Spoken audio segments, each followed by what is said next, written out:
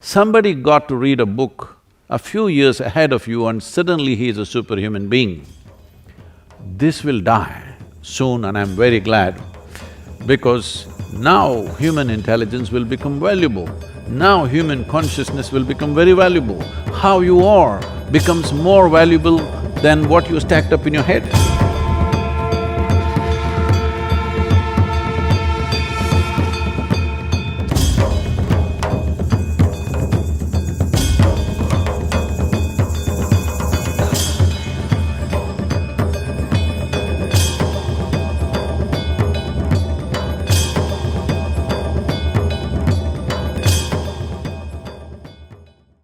In the past couple of years, we've seen that change is coming in multiple forms, be it in education, be it in the job opportunities, be it in culture. Earlier, it would take about 20 to 30 years for us to realize and see this change, but today it's happening at a much faster rate. How would you suggest, or how do you think we as the youth should adapt to change like this and be prepared for it?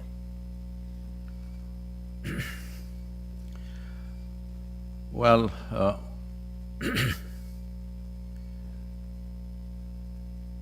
I know I'm in a university.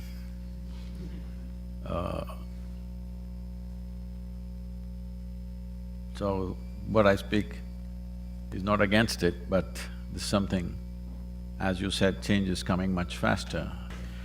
So particularly educational institutions, whether it's school or college or universities, because largely till now, education has been a way of constructing a mindset. Depending upon where you study, everybody develops a certain kind of mindset. A set mind is a disaster.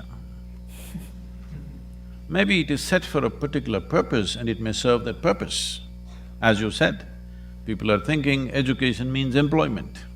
Education is not about employment. Employment is about survival. Education is about enhancement of the human being.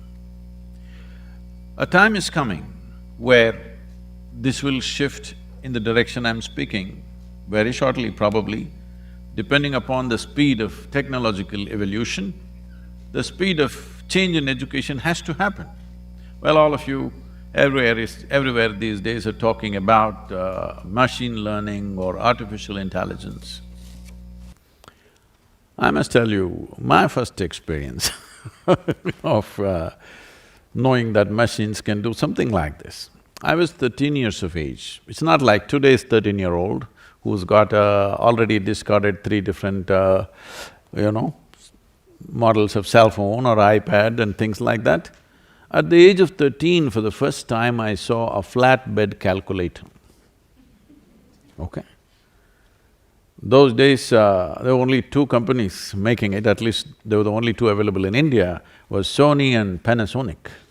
Sony considered very expensive because it was 125 rupees, that means $1.9. Panasonic, you could bargain it down to 90 rupees. So everybody bought Panasonic. So somebody brought this to school and they just did tuk tuk tuk tuk into tuk tuk tuk tuk tuk. I said, immediately my first thought was, why the hell are they torturing me in the math class? Here there's a solution. And immediately my mind went into, why don't they have a machine like this for science and physics and chemistry and history and all the nonsense that they're torturing me with every day? After nearly 50 years or more, now that dream is becoming real. In the next 10 years, children can see there is a machine which knows more history, more physics, more chemistry than your professors and teachers. This is a great time because till now, in the name of education, we've been deceiving ourselves and everybody that memory is intelligence. This is not just in the university, it's gone in the name of religion, it's gone in the name of scholarship, it's gone in the name of various things. Essentially, all this means is, somebody got to read a book a few years ahead of you and suddenly he is a superhuman being. This will die soon and I'm very glad because Now human intelligence will become valuable. Now human consciousness will become very valuable. How you are becomes more valuable than what you stacked up in your head. Because a small chip will know more than… your phone can do 10 PhDs a day. Yes, because that much can be stored. So we are mistaking memory to be knowing or intelligence. So time is coming where human intelligence will be of greatest significance, not memory. So education has to transform itself in this direction. So what this means is, we are moving from mindsets to consciousness. Consciousness means it's not a fixed thing. It is not just flexible, it has no shape and form. That's where human beings need to go. Educational institutions should take that step first, because for probably last 300 years we've been busy manufacturing mindsets. For example, because we're talking about India here, I think in India, still largely the education was designed by Her Majesty's service, more East India Company, I would say.